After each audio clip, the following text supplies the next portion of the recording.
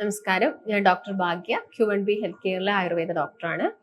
ഇപ്പം പൊതുവെ സ്ത്രീകൾ കംപ്ലൈൻറ്റ് പറയുന്ന ഒരു കാര്യമാണ്, അവർ രാവിലെ എഴുന്നേൽക്കുന്ന സമയത്ത് കാലൊന്ന് നിലത്ത് വെക്കുന്ന സമയത്ത് ഭയങ്കര ബുദ്ധിമുട്ട്, അതായത് വേദനയായിട്ടും കാലിനടിയിൽ ചുട്ടുപുകച്ചിലൊക്കെ ആയിട്ട് ഒരുപാട് ബുദ്ധിമുട്ട് പറയാറുണ്ട്. കൂടുതലും സ്ത്രീകളാണ് പറയുന്നതെങ്കിലും ഇത് പുരുഷന്മാരിലും കണ്ടുവരുന്നുണ്ട്. അവർ ജോലിയൊക്കെ കഴിഞ്ഞ് രാത്രി ഒന്ന് കിടക്കാൻ നേരത്ത് കാലിനടിയിൽ വരുന്ന വേദനയൊക്കെ പല കാരണങ്ങൾ കൊണ്ട് ഈ ഒരു വേദനയും പുകച്ചിലും ഒക്കെ അനുഭവപ്പെടാം.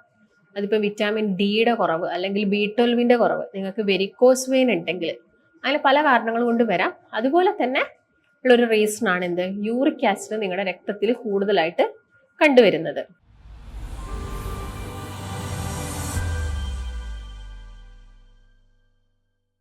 ഇപ്പം നമുക്കറിയാം, യൂറിക് ആസിഡ് എന്ന് പറയുന്നത് നോർമലി ഒരു ആൻറ്റി ഓക്സിഡൻ്റ് ആയിട്ടാണ് ബോഡിയിൽ ആക്ട് ചെയ്യുന്നത്.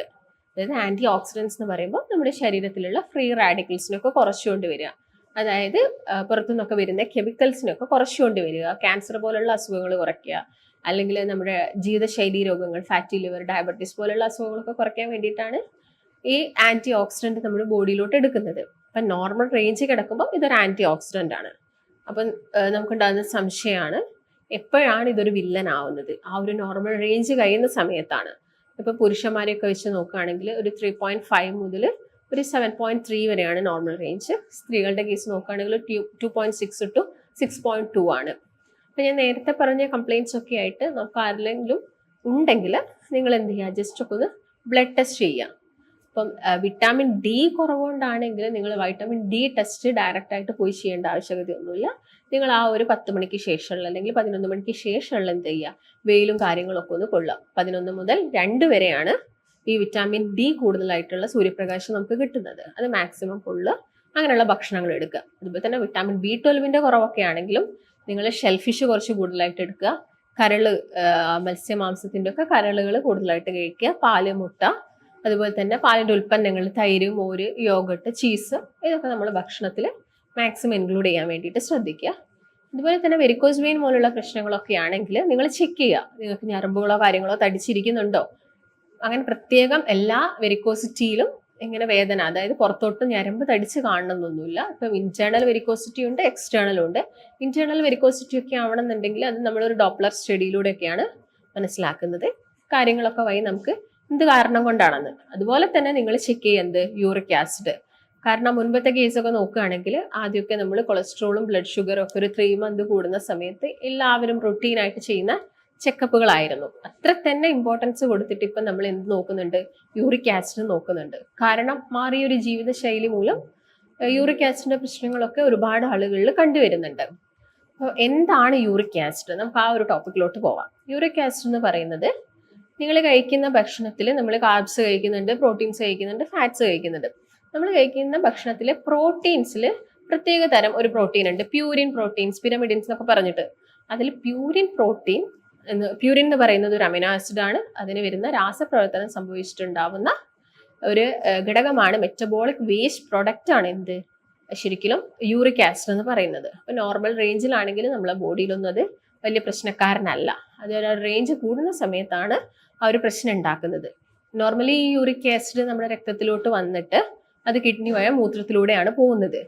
എന്നാലിപ്പം കിഡ്നിക്കൊക്കെ എന്തെങ്കിലും അസുഖമുള്ള ആളുകളാണെങ്കിൽ ഒരു പക്ഷേ അത് ചിലപ്പം രക്തത്തിലൊക്കെ കൂടുതലായിട്ട് ഉയർന്നു നിൽക്കാം. ആ ഒരു കണ്ടീഷനെയാണ് നമ്മൾ ഹൈപ്പർ യൂറിസീമിയ എന്നൊക്കെ പറയുന്നത്.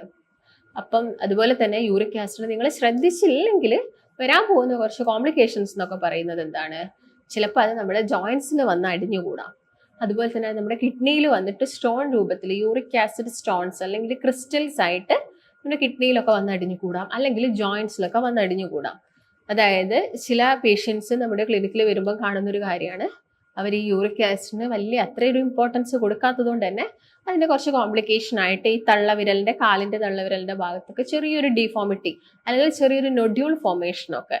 അതെന്ന് പറയുന്നത് യൂറിക് ആസിഡ് ഒരു പരിധിയിൽ കൂടുന്ന സമയത്താണ്. ചില ആളുകളിൽ ഇതിങ്ങനെ രക്തത്തിൽ കൂടി നിൽക്കും, ജോയിൻസിനും കിഡ്നീസിലൊന്നും വലിയ പ്രശ്നങ്ങളൊന്നും ഉണ്ടാക്കുന്നില്ല. പക്ഷെ ഇങ്ങനെ രക്തത്തിൽ കൂടി നിൽക്കുന്ന സമയത്ത് അവരിൽ പിന്നീട് അമിതവണ്ണവും അതുപോലെ തന്നെ ഇൻസുലിൻ റെസിസ്റ്റൻസും, അതായത് ഡയബറ്റീസ് ഒക്കെ ഉണ്ടാക്കാനുള്ള കാരണമാവുന്നുണ്ട്. അപ്പോൾ ഞാൻ നേരത്തെ പറഞ്ഞ പോലെ തന്നെ എല്ലാ പ്രോട്ടീൻസും യൂറിക് ആസിഡിന്റെ പ്രശ്നങ്ങൾ ഉണ്ടാക്കുന്നില്ല. പ്യൂരിൻ അടങ്ങിയിട്ടുള്ള പ്രോട്ടീൻസ്, അല്ലെങ്കിൽ നമുക്ക് വേണ്ടത് ഒരു 30 to 40% പ്രോട്ടീൻസ് ആണ് ഒരു ദിവസം വേണ്ടത്. അതിലും കൂടുതലായിട്ട് നിങ്ങൾ പ്രോട്ടീൻസ് ഒക്കെ കഴിക്കുന്ന സമയത്താണ് ഇത് കൂടുതലായിട്ട് നമ്മുടെ ജോയിൻസിലൊക്കെ പോയിട്ട് എന്ത് ചെയ്യുന്നത്, ഡെപ്പോസിറ്റ് ചെയ്യുന്നത്. അപ്പൊ നമുക്ക് നോക്കാം എന്ത് കാരണമാണെന്ന്. കാരണത്തിന്റെ കേസ് നോക്കുന്ന സമയത്ത് ആദ്യം തന്നെ ഭക്ഷണം തന്നെയാണ്. ഭക്ഷണത്തിൽ കൂടുതലായിട്ട് എടുക്കുന്ന റെഡ് മീറ്റ്സ്, അതായത് ബീഫ്, പോർക്ക്, മട്ടൺ, ഇതൊക്കെ നിങ്ങളൊരു പരിധിയിൽ കൂടുതലായിട്ട് കഴിക്കുന്ന സമയത്ത് വരാം. അതുപോലെ തന്നെ കരളുകൾ, ഇതിൻ്റെയൊക്കെ ലിവർ നിങ്ങൾ കൂടുതലായിട്ട് കഴിക്കുന്ന, ബീഫ്, പോർക്ക്, മട്ടൻ്റെ ഒക്കെ ലിവേഴ്സ് കൂടുതലായിട്ട് എടുക്കുക. അതുപോലെ തന്നെ ഷെൽഫിഷ് കൂടുതലായിട്ട് കഴിക്കുക, അതായത് കക്ക, ഞണ്ട്, ചെമ്മീൻ. ഈ കടൽ പ്രദേശത്തൊക്കെ താമസിക്കുന്ന ആളുകളാണെങ്കിൽ അവർക്ക് ഇതൊക്കെ ഒരുപാട് അവൈലബിൾ ആയിരിക്കും. പക്ഷെ അവരിതൊരു പരിധിയിൽ കൂടുതൽ കഴിക്കുന്ന സമയത്ത് അവർക്ക് യൂറിക് ആസിഡിന്റെ പ്രശ്നങ്ങൾ കണ്ടാം. അതുപോലെ തന്നെ ഭക്ഷണത്തിന്റെ കേസ് നോക്കുന്ന സമയത്ത് ഈസ്റ്റ് അടങ്ങിയിട്ടുള്ള, അതായത് ഇപ്പം പ്രവാസികളൊക്കെ വളരെ കോമൺ ആയിട്ട് പറയുന്ന ഒരു കംപ്ലൈന്റ് ആണ് എന്ത്, യൂറിക് ആസിഡ് കൂടുതലായിട്ടുള്ളത്. കാരണം അവരുടെ ഡയറ്റിൽ ഈ കുബൂസ് ഒക്കെ അവർ ഒരുപാട് കഴിക്കുന്നുണ്ട്. ഇത് എന്ത് ചെയ്യും, നമ്മുടെ ശരീരത്തിൽ യൂറിക് ആസിഡ് കൂട്ടാനുള്ളൊരു റീസൺ ആവും.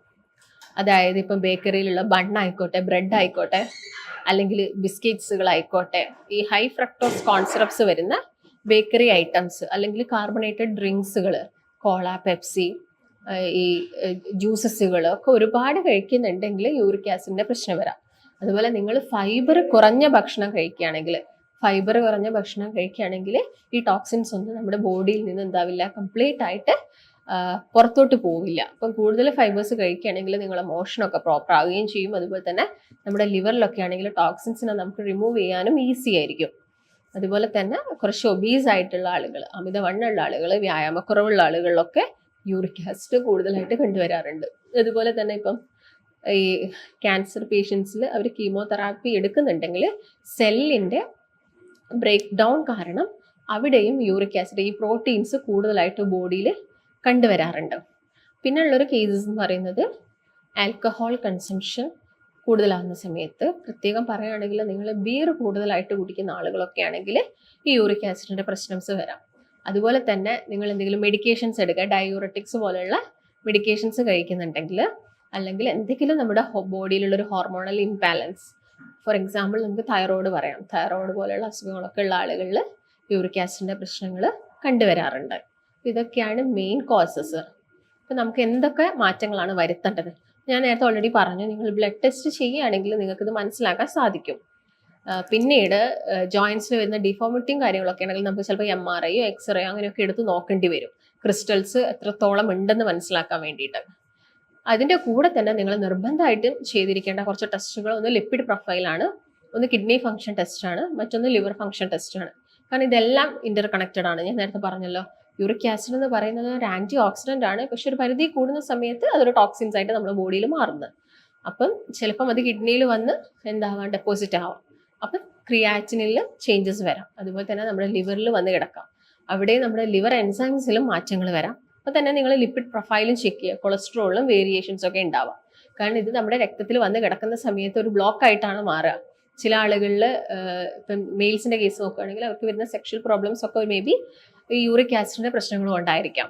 അപ്പോൾ നമുക്ക് ഇതെങ്ങനെ കൺട്രോൾ ചെയ്യാം? ആദ്യം തന്നെ ഭക്ഷണമാണ്. ഞാൻ നേരത്തെ പറഞ്ഞു, മെയിനായിട്ടും യൂറിക് ആസിഡ് കൂട്ടുന്ന ഭക്ഷണത്തിൽ വരുന്നത് റെഡ് മീറ്റ്സ്, അതിൻ്റെ ലിവർ, അതുപോലെ തന്നെ ഈസ്റ്റ് അടങ്ങിയ ഭക്ഷണങ്ങൾ, പിന്നെ ചില പച്ചക്കറികൾ, ക്യാബേജ്, കോളിഫ്ലവർ, അതുപോലെ തന്നെ വഴുതനങ്ങയൊക്കെ ചില ആളുകളിൽ യൂറിക് ആസിഡിൻ്റെ പ്രശ്നങ്ങൾ ഉണ്ടാക്കുന്നുണ്ട്.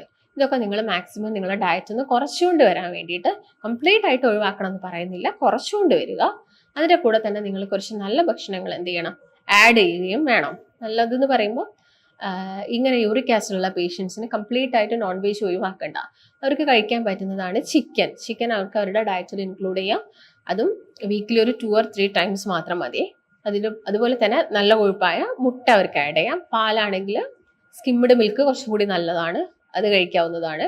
അതുപോലെ തന്നെ omega-3 ഫാറ്റി ആസിഡ്സ് കിട്ടണമെങ്കിൽ നമ്മൾ ചെറിയ മത്സ്യങ്ങൾ കഴിക്കണം. പക്ഷേ യൂറിക് ആസിഡ് ഉള്ള പേഷ്യൻസിന് മത്തി, അയലൊക്കെ നമ്മൾ അവോയ്ഡ് ചെയ്യാൻ പറയും. കാരണം കറുത്ത മാംസം വരുന്ന മത്സ്യങ്ങളൊക്കെ യൂറിക് ആസിഡ് കൂട്ടും. അപ്പോൾ അതിന് പകരമായിട്ട് നിങ്ങൾ വാൾനട്ടോ അല്ലെങ്കിൽ ബദാമോ എടുക്കുക നിങ്ങളുടെ ഭക്ഷണത്തിൽ. അതുപോലെ തന്നെ വൈറ്റമിൻ C റിച്ച് ആയിട്ടുള്ള ഫ്രൂട്ട്സുകൾ കഴിക്കുക. പ്രത്യേകം പറയുന്നത് ചെറിയാണ്. നമ്മൾ കടയിൽ ബേക്കറിയിൽ മധുരത്തിലിട്ട് വെച്ച ചെറിയല്ല, അല്ലാതെ റൗണ്ട് ആയിട്ടുള്ള ചെറിയ ഫ്രൂട്ട്സ് നമ്മുടെ ഭക്ഷണത്തിൽ ഇൻക്ലൂഡ് ചെയ്യാൻ വേണ്ടി ശ്രദ്ധിക്കുക. ഓറഞ്ച്, മുസമ്പിയൊക്കെ ഇതൊന്നും ജ്യൂസ് അടിച്ച് കുടിക്കാതെ നോക്കുക. മാക്സിമം എന്ത് ചെയ്യുക, കട്ട് ചെയ്തിട്ട് ഫ്രഷ് ആയിട്ട് അങ്ങനെ തന്നെ കഴിക്കുക. അങ്ങനെയാണെങ്കിൽ ആ ഒരു ഫൈബേഴ്സ് നമ്മുടെ ബോഡിയിൽ മാക്സിമം എന്ത് ചെയ്യും, എബ്സോർബ് ആവും. ഇതിന്റെ കൂടെ തന്നെ നിങ്ങൾ പ്രോബയോട്ടിക്സ് നിങ്ങളുടെ ഭക്ഷണത്തിൽ ഇൻക്ലൂഡ് ചെയ്യുക. കാരണം യൂറിക് ആസിഡ് കൂടുന്ന സമയത്ത് എല്ലാ ജോയിന്റ്സിനും ഒരു ഇൻഫ്ലമേഷൻ ആണ് ക്രിയേറ്റ് ചെയ്യുന്നത്. അപ്പൊ ഈ ഒരു ഇൻഫ്ലമേഷൻ കുറയ്ക്കാൻ വേണ്ടിയിട്ട് നമ്മൾ പ്രോബയോട്ടിക്സ് ഇൻക്ലൂഡ് ചെയ്യുകയാണെങ്കിൽ നമ്മുടെ ശരീരത്തിൽ വരുന്ന ഇൻഫ്ലമേഷൻസും കാര്യങ്ങളൊക്കെ ഇത് കുറയ്ക്കും. അതുപോലെ തന്നെ അതായത് നീർക്കെട്ട് കുറയ്ക്കാൻ വേണ്ടി സഹായിക്കും. ഇതിന്റെ കൂടെ തന്നെ നിങ്ങൾക്ക് ഫോളോ ചെയ്യാൻ പറ്റുന്ന ഒരു കാര്യമാണ് ഇന്റർമീഡിയന്റ് ഫാസ്റ്റിംഗ്. ഇന്റർമീഡിയന്റ് ഫാസ്റ്റിംഗ് എന്തിനാണ് എടുക്കാൻ പറയുന്നത് ഡോക്ടേഴ്സൊക്കെ? നമ്മുടെ ശരീരത്തിൽ അമിതമായിട്ട് വരുന്ന കൊഴുപ്പും കാര്യങ്ങളൊക്കെ നമുക്ക് ഒഴിവാക്കാൻ പറ്റുന്ന ഒരു നല്ല ബെസ്റ്റ് മെത്തേഡാണ്. കാരണം നമ്മൾ കംപ്ലീറ്റ് ആയിട്ട് ഭക്ഷണം അവോയ്ഡ് ചെയ്യുന്നില്ല. അവിടെ നമ്മൾ ഇത്രയും ഒരു ഡ്യൂറേഷൻ നമ്മൾ ഭക്ഷണം കഴിക്കാതിരിക്കുന്നു. മാക്സിമം നമ്മളത് നൈറ്റ് ടൈം ആയിരിക്കും. കാരണം നൈറ്റ് ടൈമിൽ നമ്മൾ കൂടുതലും റെസ്റ്റ് കൊടുക്കുന്നതാണ്. അപ്പം നിങ്ങൾക്ക് കൂടുതലായിട്ട് ഭക്ഷണം കഴിച്ചില്ലെങ്കിലും വലിയ ക്ഷീണമോ കാര്യങ്ങളോ ഒന്നും വരുന്നില്ല. ഒരു 13 മുതൽ 16 മണിക്കൂറോളം നിങ്ങൾ എന്ത് ചെയ്യുക, ഫാസ്റ്റിംഗ് കൊടുക്കുക. അതാണ് ഇന്റർമീഡിയന്റ് ഫാസ്റ്റിംഗ് കൊണ്ട് ഉദ്ദേശിക്കുന്നത്. വൈകുന്നേര സമയങ്ങളിൽ ഒരു 5 മണിക്കൊക്കെ ബ്രേക്ക്, രാത്രിത്തെ ഡിന്നർ നിങ്ങൾ കഴിക്കുകയാണെങ്കിൽ നെക്സ്റ്റ് ഡേ മോർണിംഗ് ഒരു 9 ഒക്കെ ആകുന്ന സമയത്ത് മാത്രം എന്ത് ചെയ്യുക, ബ്രേക്ക്ഫാസ്റ്റ് കഴിക്കുക. ഇതിന്റെ കൂടെ തന്നെ നിങ്ങൾക്ക് എടുക്കാൻ പറ്റുന്ന ഒരു ഡയറ്റിംഗ് ആണ് അല്ലെങ്കിൽ ഫാസ്റ്റിംഗ് ആണ് എന്ത് വാട്ടർ ഫാസ്റ്റിംഗ് എന്ന് പറയുന്നത്.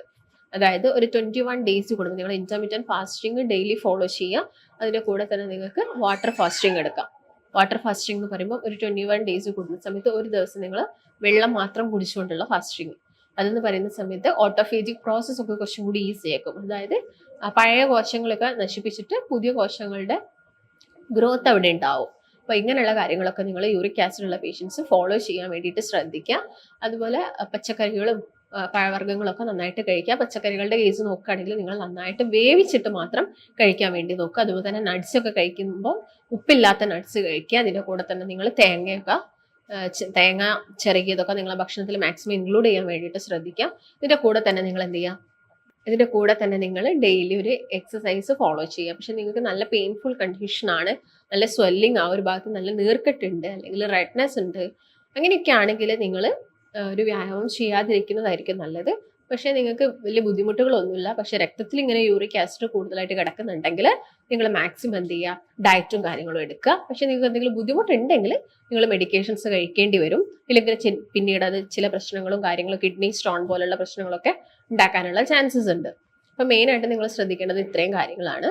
അപ്പോൾ നിങ്ങൾക്ക് എന്തെങ്കിലും സംശയങ്ങളോ കാര്യങ്ങളോ ഉണ്ടെങ്കിൽ താഴെ കാണുന്ന നമ്പർ വെച്ച് ബന്ധപ്പെടുക.